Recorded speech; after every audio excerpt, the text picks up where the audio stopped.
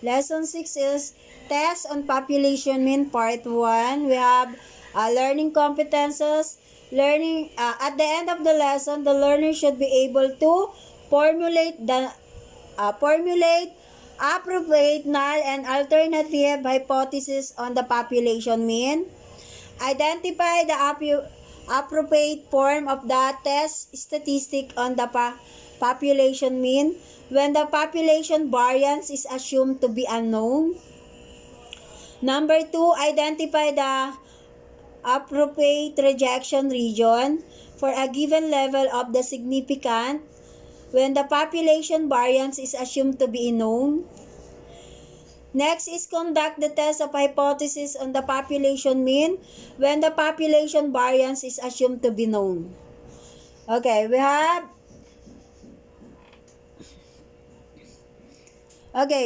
motivation here. The steps of hypothesis testing procedure. The following are the step. Identify the previous lesson. Yung kanina lang tayo ha. Number 1, formulate the null and alternative hypothesis. Identify the test statistic to use with a given level of significance and the distribution of the best statistics. State the decision rule and specify the rejection. Yun yung kanina lang natin na pag-aralan. Using the simple random sample of observation, compute the value of the test statistic. Next is number 4, make a decision whether to reject or fail to reject who, and state the conclusion. Okay, next. Okay, we have the problem here.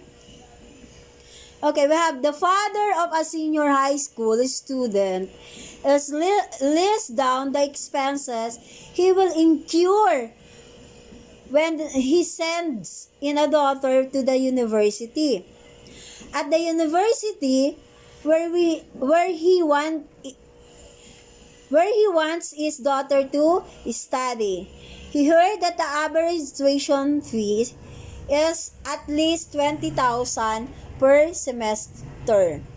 He want to do a test of hypothesis. O sabi dyan, yung father daw ng isang senior high na student ay naglista ng mga expenses na pwedeng gastusin ng kanyang anak doon sa papasukan niyang university kung saan siya mag-aaral kasi narinig niya daw na ang average ng tuition fee ay nasa 20,000 per semester.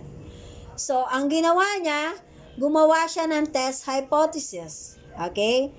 Ano yung mga gagawin niyang test hypothesis? Wait lang.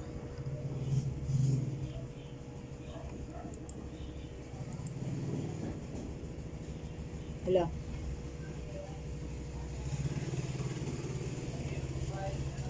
Wait lang. Nasaan na? Ayun. Okay. Nag-conduct siya ng test hypothesis. Anong ginawa niya? In this problem, the parameter of interest is the average tuition fee or the true population mean of the tuition fee. And the symbol, this parameter is denoted as mean. As applied to the problem, the appropriate null and alternative hypothesis are.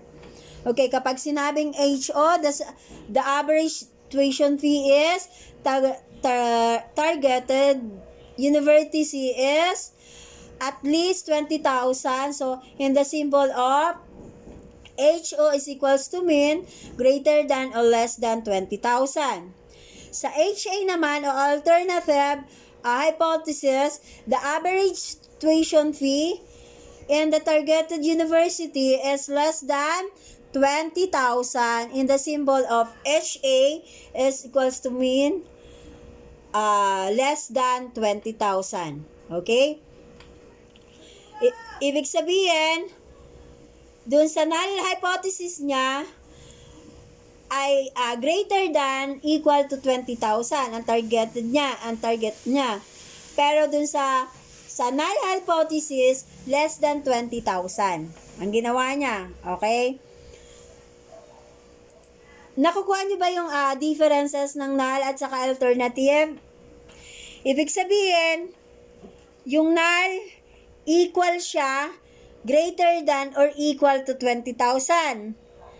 Yung alternative less than 20,000. Okay? Pag sinabing alternative, less than yan. Nakuha? Okay. Wait lang. Sino tong nagpapa-accept? Crystal. Siguro ano to? Modular.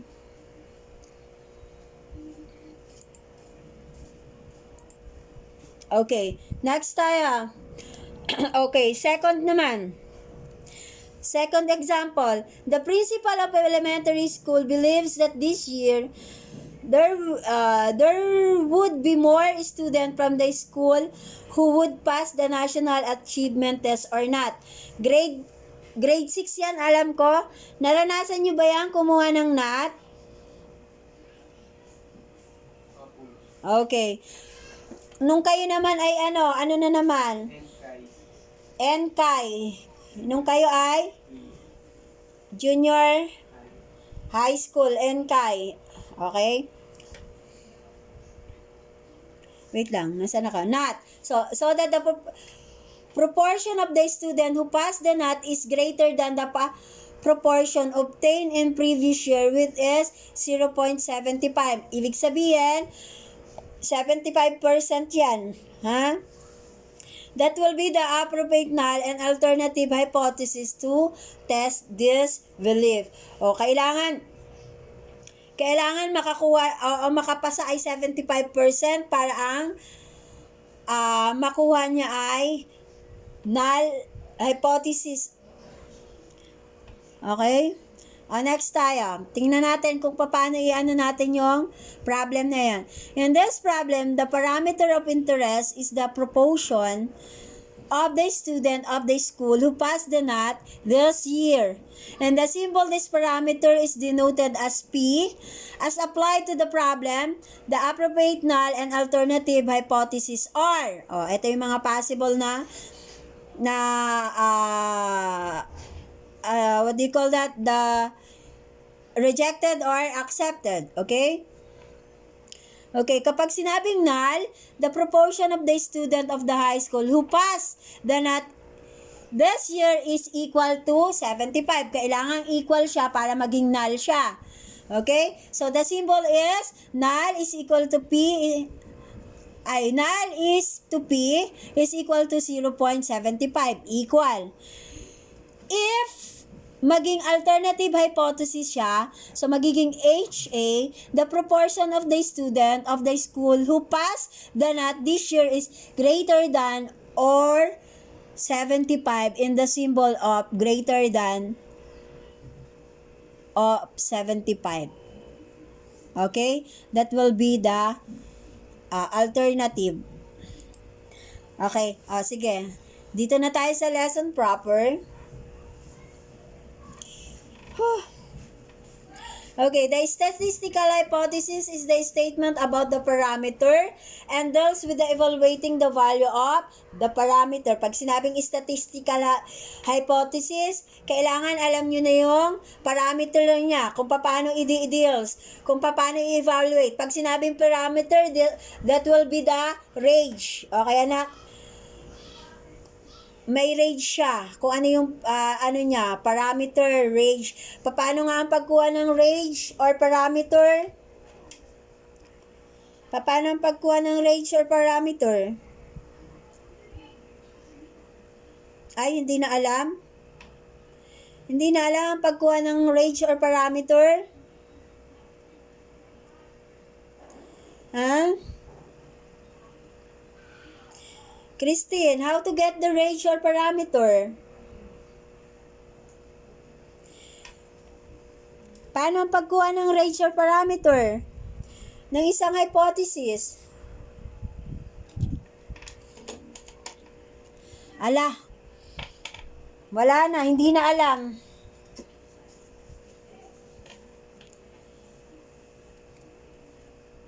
Oy guys, ano na? Paano ang pagkuha ng parameter? Ha? Nalimutan na? Parameter or a range. How to get the parameter or range ng isang data or hypothesis. Wala. Ano na nangyari sa inyo? Anyone? How to get the parameter? Wala? Wala na nakakaalala?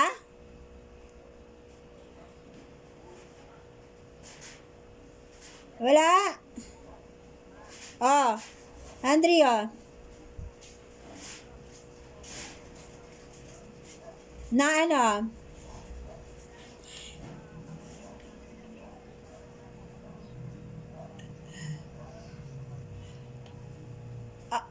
What do you call that?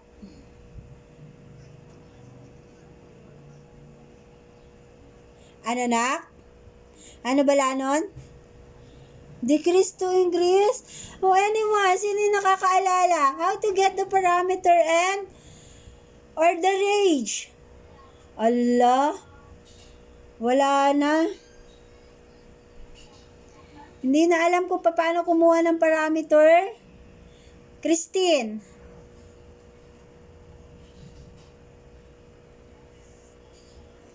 Ala? Ano nangyari na sa inyo?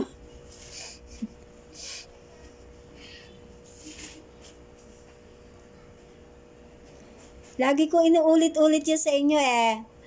Kasi yan yung to get the parameter on your hypothesis or to get the range on your hypothesis, how to get the range or parameter on your hypothesis. Ala, ano nang nangyari? Walang nakakaalala? Tama yung sinasabi ni Andreo, kaya lang, ano yung tamang term doon, Andreo? Dapat may tamang term doon.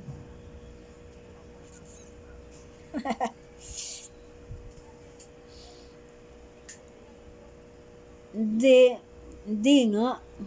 Ano yung decrease at saka smaller? Ano yung sinasabi mong decrease? Smaller.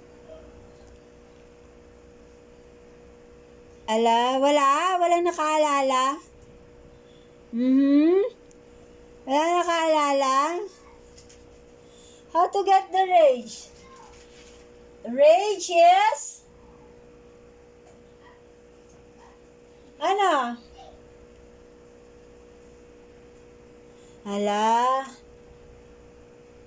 Okay, subtract the upper limit. Subtract the lower limit to upper limit.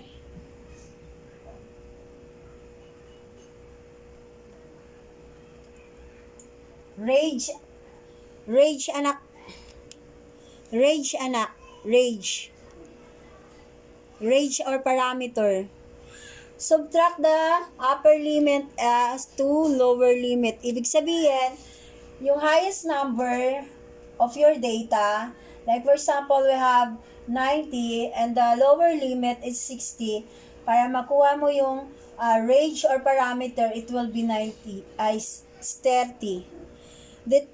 That will be your range or parameter. Ala, ano nang nangyari?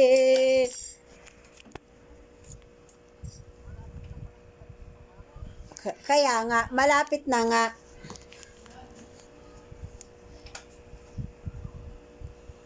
Kaya nga tinatanong ko kung ano yung isusubtract.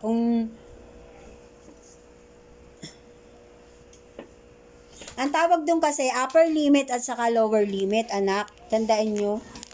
Lagi yung kinalilimutan yan. Upper limit at saka lower limit. Highest number to lower number. Okay na? Okay, next tayo.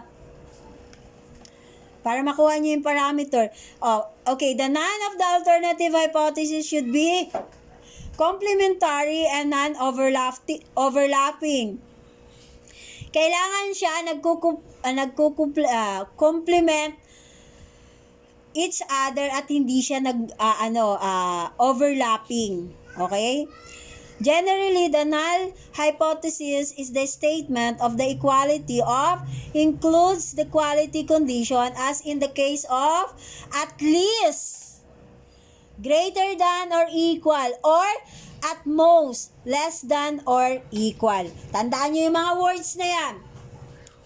Kapag nakita nyo yung mga sentences or makikita nyo yung words na ganyan sa sentences, yung at least, ibig sabihin greater than or equal, or at most less than or equal. Okay? That will be the null hypothesis.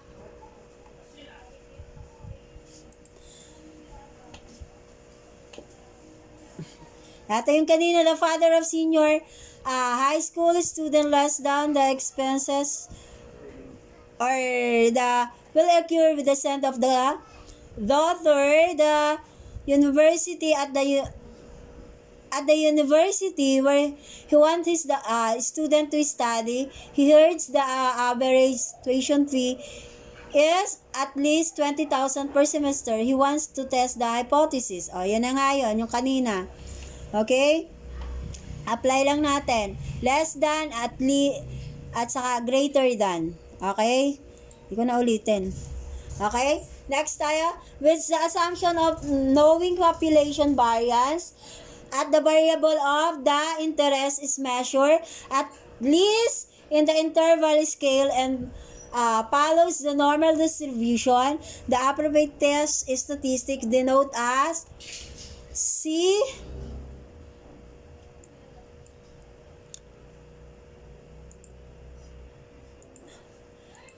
sub Z is computed as C sub C is equals to,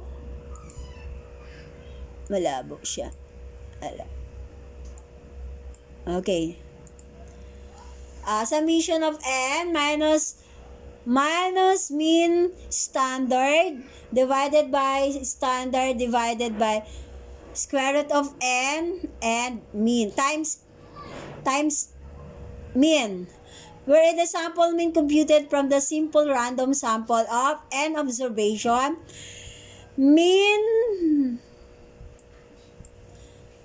is the hypothesis value of the parameter, or standard deviation is the population standard deviation. The test statistic follow as the standard normal distribution, which means the tabular value in the Z table will be used a critical or tabular value.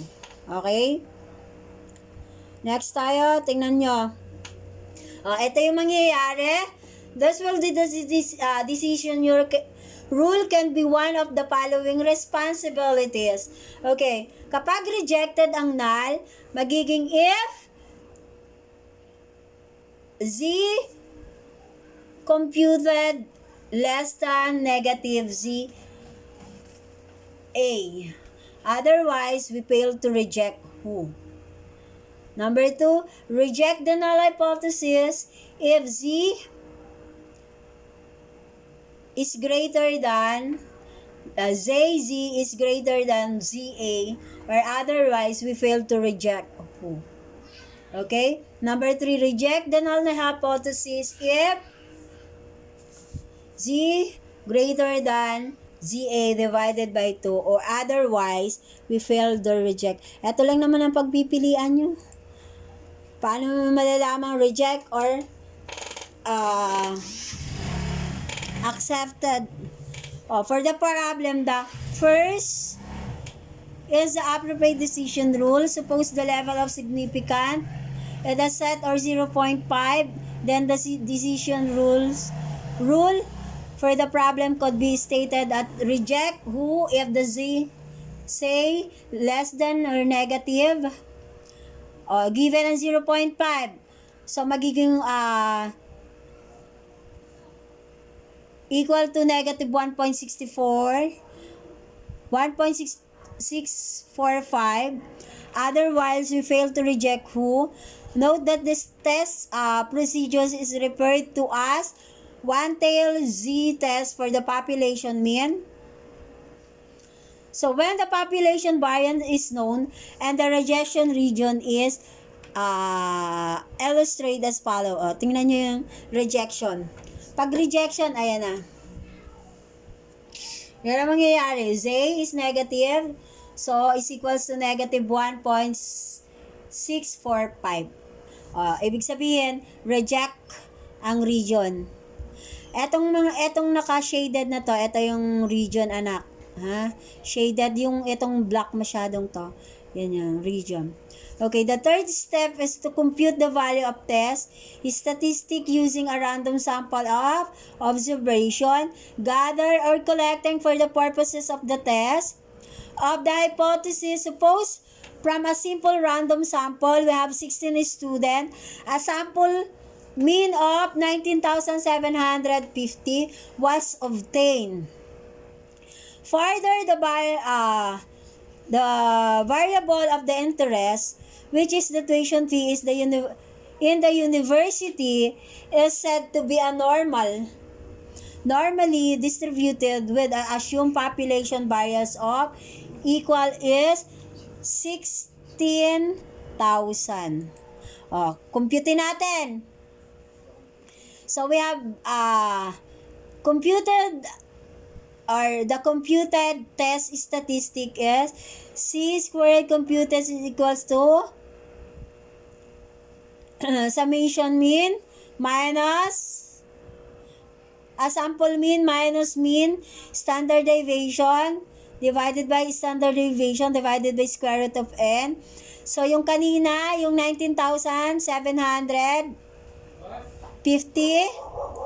ayun, minus 20,000, yung kanina sa father niya, na kung naalala nyo, okay, divided by 100, divided by square root of 16 kasi 16 is student is equals to negative 2.5. So, kung negative 2.5 siya, it means, tandaan nyo anak ha, kapag negative ang lumabas sa inyong mga hypothesis, it means rejected. Okay? It means rejected kapag ka negative. Pero pagka positive, it means accepted. Okay? When the computed value of the test statistic equal to negative 2.50, the next step is to use the decision rule to make a decision, and this is to reject the null hypothesis. Na-reject siya kasi negative eh. Okay, lastly, as the consequences of this decision, conclusion are made with which are in relation to purpose of the test of hypothesis, which is the rejection of the null hypothesis. The father can then say that the average tuition fee in the university where he wants this daughter to study is less than 20,000. Okay? Ibig sabihin, kaya siya na-reject, ang null hypothesis niya ay less than 20,000 daw ang tuition. Ito yan. To summarize the lesson learned yung kanina. Ayan yan, anak. Okay, we have null hypothesis, HO. So, mean minus mean deviation. So, alternative hypothesis. Okay, hypothesis is not equal to, the mean is not equal to mean O. Assumption, the variables of interest follow. The normal distribution which is known as population variance. Appropriate statistic. Ayan yung formula. Decision rule. Rejection. Okay? Rejection ng region. Pareho. Okay? Next tayo. Ito pa yon. Okay. Yung variable interest sa paranormal distribution with known population variance. Tandaan nyo kapag rejection ha, parang negative, other words, spell it to reject. Pagka-reject, lahat ng mga negative na sagot, that will be reject. Reject, kapag ka-positive, ang sagot nyo, it must be accepted. Okay, may tanong pa. May tanong. Wala. Sigurado? Ganyan lang naman yung mga sasagutan nyo dun sa inyong activities. Sa activities nyo, ganyan.